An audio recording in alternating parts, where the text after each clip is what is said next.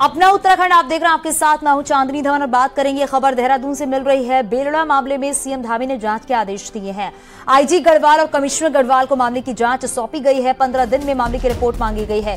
CM Dhami ने आज मृतकों के परिजनों से मुलाकात की थी।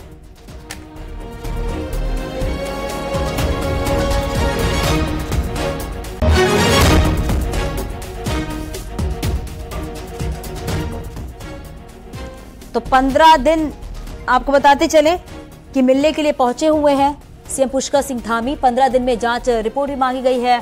बेलड़ा मामले में जांच के आदेश दिए गए हैं सीएम पुष्कर सिंह धामी की तरफ से।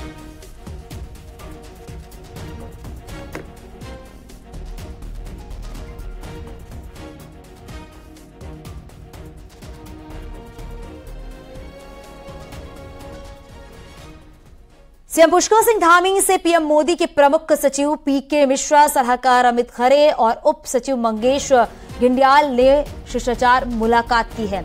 इस दौरान बद्रीनाथ मास्टर प्लान पर विस्तार से बातचीत भी हुई है। तो सीएम धामी ने स्थानीय उत्पाद भी भेंट किए हैं।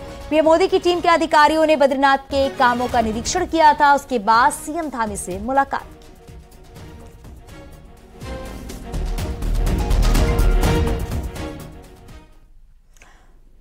उत्तराखंड से बड़ी खबर मिल रही है। सीएम पुष्कर सिंह धामी ने शुक्रवार को भ्रष्टाचारियों पर कड़ा एक्शन लिया है और अलग अलग विभाग में भ्रष्टाचार फ्रॉड की शिकायतों पर सख्ती दिखाते हुए सीएम ने जांच के आदेश दिए हैं। सबसे पहले बात परिवहन निगम की करें, जहां पर निगम में उप महाप्रबंधक वित्त के पद पर तैनात भूपेंद्र कुमार पर पद पर रहते हुए आपको बताते चले कि कॉन्ट्रैक्चुअल बस मालिकों से साठ काट कर पैसे के हेरफेर, रिश्वत मांगने और उन पैसों को अपने बच्चों और रिश्तेदारों के बैंक अकाउंट में डालने के आरोपों पर विजिलेंस जांच के आदेश दे दिए गए हैं। दूसरा मामला रिटायर्ड लेखपाल पर एक्शन है, जिसने राजपुर रोड पर गलत तरीके से जमीनों पर अवैध कब्जा किया। इस मामले में कुशाल सिंह राणा और जितेंद्र डबराल पर मुकदमा दर्ज करने के निर्देश दिए गए। वही तीसरे मामले की अगर बात करें तो हरिद्वार में रिश्वत मांगने के मामले में आरोपी लेखपाल महिपाल सिंह पर भ्रष्टाचार निवारण अधिनियम 1988 के तहत मुकदमा दर्ज करने के लिए निर्देश भी दिए गए हैं। और इसके अलावा आय से अधिक संपत्ति मामले में गोविंद वल्लभ पंत कृषि एवं प्रौद्योगिकी विश्वविद्यालय पंतनगर के सीनियर गोदाम अधिकारी रजनीश कुमार पांडे के खिलाफ भी मुकदमा दर्ज करने की इजाजत दे दी गई है। सीएम ने साफ कहा है कि भ्रष्टाचारियों को बिल्कुल भी बख्शा नहीं जाएगा।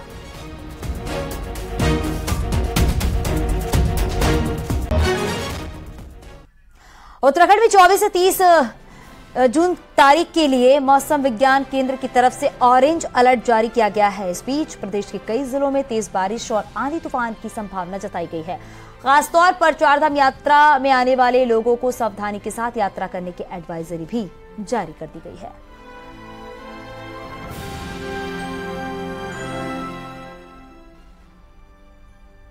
पिथौरागढ़ में चाइना बॉर्डर को जोड़ने वाली रोड के टूटने से खासी दिक्कतें जो है वो खड़ी हो गई हैं। हालात ये है कि लोग अपनी जान खतरे में डालकर आवाजाही करने को मजबूर हैं। बीते रोज लमारी के पास काली नदी के तेज बहाव में रोड का 15 मीटर हिस्सा बह गया था। रोड बहने के बाद आदि कैलाश यात्रियों के साथ ही ऊंचे इलाकों के ग्रामीणों को खासी दिक्कतें हो रही हैं। प्रशासन का कहना है 2 इंटरनेशनल बॉर्डर को जोड़ने वाली लिपुलेख रोड शनिवार शाम तक ही खुल पाएगी।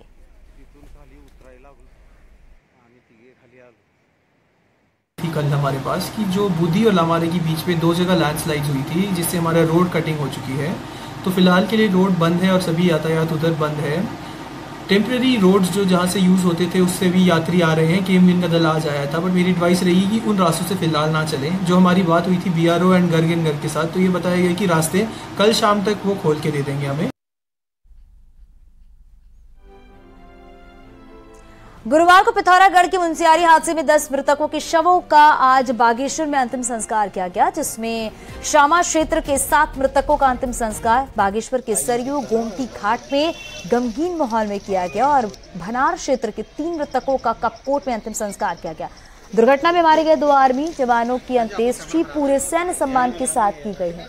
अंतिम संस्कार में पूरा क्षेत्र उमड़ पड़ा। हर किसी की आंख नम थी। कपकोट क्षेत्र में दिन भर बाजार बंद रहे। कई घरों में चूल्हे तक नहीं जले। परिजनों में अपनों को खोने का दर्द था। इस दौरान बागेश्वर प्रशासन और जनप्रतिनिधि वहां पर मौजूद थे।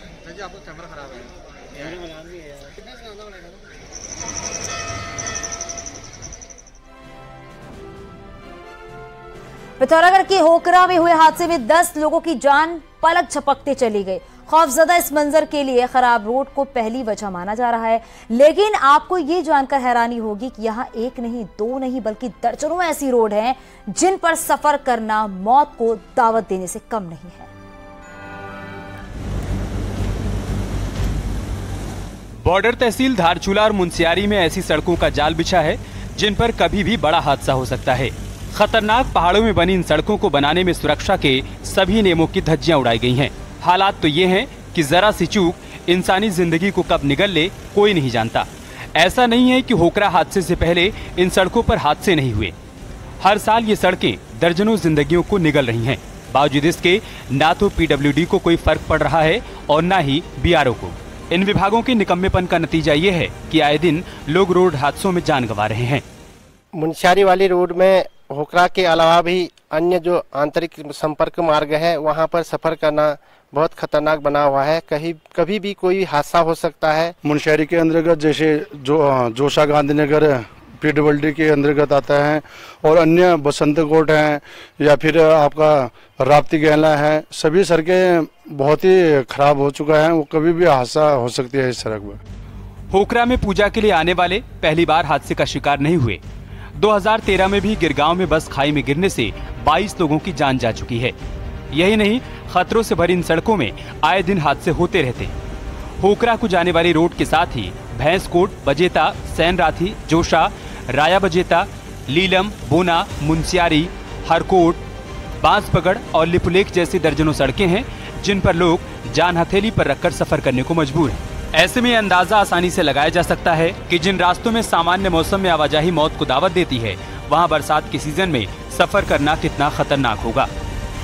जैसे मानसून आ जाता है तो कई सारे सड़क मार्ग संवेदनशील हो जाते हैं। इसके अलावा कुछ अंडर कंस्ट्रक्शन सड़कें हैं जो भी संवेदनशील क्षेत्र में आते हैं, तो उसको देखते हुए हमने सभी जगह के लिए संवेदनशील स्थल जो है उनको चिन्हांकन करने की प्रक्रिया जारी है। कुछ चिन्हांकन हो भी चुके हैं। ऐसा नहीं है कि मौत को दावत देती इन सड़कों को ठीक करने की मांग ना उठी हो। कई दफा लोग सुरक्षित सड़कों की मांग को लेकर सड़क पर उतर चुके हैं, लेकिन नकारी विभाग के कान में जूं तक नहीं रेंगती। नतीजा ये है कि खतरों से भरी सड़कें लोगों की जिंदगियों को निगल रही हैं और परिवार के परिवार उजड़ रहे हैं। न्यूज़ 18 के लिए पिथौरागढ़ से विजय वर्धन उप्रेती की रिपोर्ट।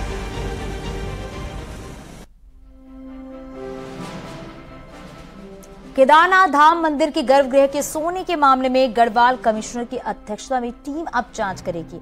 जांच कमेटी में तकनीकी विशेषज्ञ और सुनार भी शामिल होंगे। मंदिर के गर्भगृह के सोना मामले में धर्मस्व मंत्री सत्यपाल महाराज ने जांच के आदेश दे दिए हैं। आपको बताते चले कि केदारनाथ में गर्भगृह में सोने की परत उतरने के बाद मामला सुर्खियों में आया था।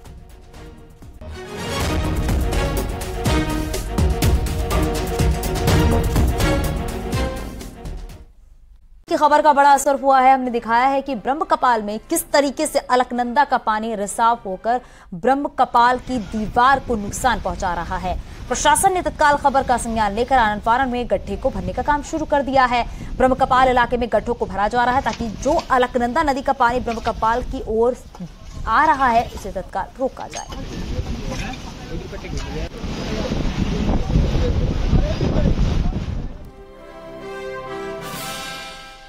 उत्तराखंड का नाम अब देश दुनिया में रोशन करने जा रही है बॉडी बिल्डर प्रतिभा थपलियाल। लेकिन उससे पहले प्रतिभा के सामने अब आ चुकी है फाइनेंशियली क्राइसिस, जिसे अब प्रतिभा सरकार से लगा रही है मदद की गुहार।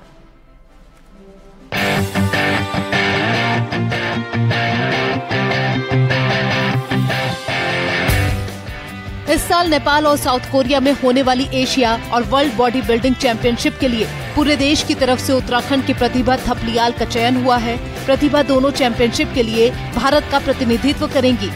गोवा में हुए ट्रायल में 25 महिला बॉडी बिल्डर में केवल प्रतिभा का चयन हुआ है, जिसके बाद प्रतिभा ने तैयारियां शुरू भी कर दी हैं। लेकिन प्रतिभा इन चैंपियनशिप में हिस्सा लेने के लिए होने वाले खर्चे से परेशान है। प्रतिभा का कहना है कि महंगा गेम है जिसके लिए उन्हें मदद की जरूरत है, लेकिन प्रदेश में अभी तक उनको किसी भी प्रकार की मदद नहीं मिल पाई है, क्योंकि प्रदेश की खेल नीति में बॉडी बिल्डर गेम है ही नहीं। बहुत सारे सप्लीमेंट है, पूरा ही बहुत महंगा गेम है। सरकार की जहाँ तक बात है सर, मुझे अभी तक मौका ही नहीं मिला है कि मैं सरकार तक जाऊं। हालांकि न्यूज़ के थ्रू तो मैंने मैसेज दिया है, लेकिन मेरे को जाना है धामी जी के पास और धामी जी से पूरी उम्मीद है, क्योंकि मैं देख रही हूँ धामी जी अच्छा काम कर रहे हैं उत्तराखंड में और महिलाओं को बहुत सपोर्ट कर रहे हैं। तो मुझे उनसे पूरी उम्मीद है कि वो मुझे सपोर्ट करेंगे, मेरे को कहीं ना कहीं फाइनेंशियली वो हेल्प करेंगे। करना चाहिए, क्योंकि अब मैं उत्तराखंड के लिए भी नहीं, अब मैं देश के लिए खेलने जा रही हूँ। प्रतिभा थपलियाल के पास समय कम है, जिसके लिए वो तैयारियों में जुटी है, लेकिन समस्या ये है कि वो कैसे खर्चों को मैनेज करे। न्यूज़ 18 के लिए देहरादून से सत्येंद्र बर्थवाल की रिपोर्ट।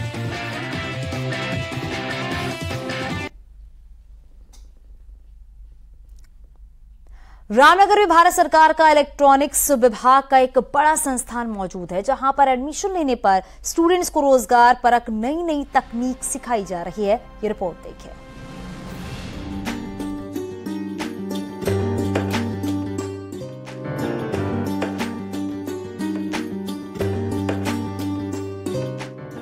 रामनगर के कानिया में भारत सरकार का electronic service and training centre स्थित है। यहाँ स्टूडेंट्स को शुरुआती दिनों में अलग अलग लेवल पर कंप्यूटर सिखाया जाता रहा है, लेकिन अब इस संस्थान ने एक पॉलिटेक्निक भी शुरू कर दिया है, जिससे पास आउट हो रहे स्टूडेंट्स को तुरंत जॉब मिल रही है। सर, हमारे पास बेसिक से लेकर के एडवांस तक की लैबें हैं, जहाँ पे आप इलेक्ट्रिकल, मैकेनिकल, आपका जो नई ट्रेंड्स जो चल रहे हैं, IoT, robotics, solar, even mechanical में भी आप जाएंगे तो VMC, सारी नई टेक्नोलॉजी हमारे पास अवेलेबल है। यहाँ स्टूडेंट से सरकारी रेट्स पर ही फीस ली जाती है, जिसे सेमेस्टर के हिसाब से बांटा गया है। साथ ही यहाँ कैटेगरी वाइज आरक्षण और फीस में छूट भी मिलती है। इस इंस्टीट्यूट में स्टूडेंट्स एकदम नई टेक्निक के साथ प्रैक्टिकल करते हैं, जिससे उन्हें अच्छी नौकरी मिलने में काफी मदद मिलती है। हमारे पास फैकल्टी अप्रोक्स यहाँ पे 40 से 50 लोगों का स्टाफ है, और जो फीस स्ट्रक्चर है वो नॉमिनल चार्जेस हैं, और 6 मंथ में भी ये NSQF कंप्लाइंट कोर्सेज हम चलाते हैं। और डिप्लोमा इंजीनियरिंग में 3 ईयर का है।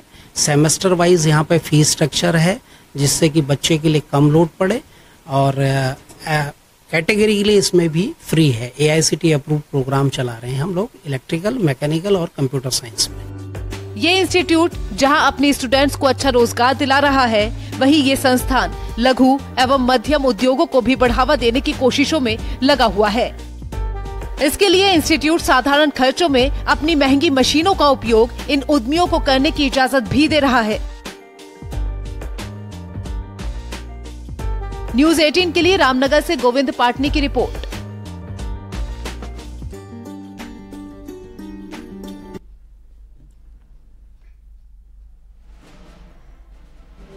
कांवड़ मेले में कांवरियों की सुविधा के लिए हरिद्वार पुलिस ने एक नई पहल की है और इस बार QR कोड के माध्यम से हरिद्वार आने वाले शिव भक्तों को पार्किंग, ट्रैफिक प्लान, लोकेशन और ट्रैफिक जाम जैसी जानकारियां आसानी से मिलेंगे। सभी एंट्री पॉइंट पर पुलिस विभाग द्वारा आने वाले यात्रियों को QR कोड बांटे जाएंगे, जिन्हें स्कैन करके शिव भक्त पार्किंग और पार्किंग में उपलब्ध स्पेस की जानकारी ले सकेंगे। पुलिस विभाग ने इसके लिए 10 लाख QR कोड छपवा लिए हैं, जिसको दूसरे राज्यों के कई जिलों में बांटा जा रहा है। करने के लिए उनको QR कोड का 10 लाख पैम्पलेट बांटने के लिए हमने विभिन्न प्रदेशों में भेजा। साथ ही साथ बॉर्डर भी रखेंगे, जिसको स्कैन करने के बाद तत्काल उनको रियल टाइम पर पार्किंग की स्थिति, कहाँ उनकी पार्किंग है, बड़ी गाड़ियों की पार्किंग कहाँ पर है, छोटी गाड़ियों की पार्किंग कहाँ पर है, मोटरसाइकिल कहाँ पार्क होंगी, वो उनको रियल टाइम बेसिस पर मिलेगा, पार्किंग की स्थिति भी मिलेगी। साथ ही साथ गूगल मैप के थ्रू वो स्कैन करने के बाद वहाँ पहुँच भी सकते। पीएम मोदी अपने मन की बात कार्यक्रम और सार्वजनिक मंचों से साफ सफाई को लेकर अक्सर बातें करते हैं। इसका असर भी देखा जा रहा है। उत्तराखंड में कई शहर अब साफ सुथरे दिखाई दे रहे हैं, लेकिन चारों धाम यात्रा रूट पर कई जगहों पर कूड़ा बिखरा पड़ा रहता है, जिसे नगर पंचायत और नगर पालिका इकट्ठा करके डंपिंग जोन में डालती है। स्थानीय लोग तीर्थ यात्रियों से अपील कर रहे हैं कि जगह जगह कूड़ा ना फेंकी जाए। इससे कई बार बरसात के दौरान नालियां बंद हो जाती हैं, इससे लोगों को आवागमन में भी दिक्कत होती है। देखिए, मैं सभी यात्रियों से अनुरोध करूंगा कि अपना एक गार्बेज बैग अपने साथ में रखें और कूड़ा कोई इधर उधर न फेंके। तो मैं सभी तीर्थ यात्रियों से निवेदन करूंगा कि कृपया अपने साथ एक गार्बेज बैग अवश्य लेकर आएं। तो मेरा यही कहना है कि ये सीमावर्ती क्षेत्र है जोशीमठ, और यहाँ पर अगर हम सफाई रख सकते हैं तो देश के किसी भी कोने में हम सफाई कर सकते हैं। तो हम यही कहेंगे कि ये 4 धामों में सर्वश्रेष्ठ धाम है बद्री धाम, तो यहाँ पर आप स्वच्छता का विशेष ध्यान रखें। और पर्यटकों से हमारा यही अनुरोध रहेगा बार बार कि आप सिंगल यूज प्लास्टिक का यूज़ करें, प्लास्टिक का यूज़ बिल्कुल भी ना करें।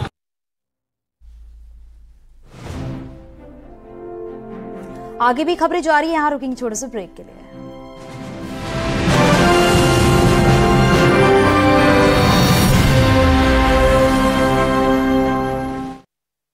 भांग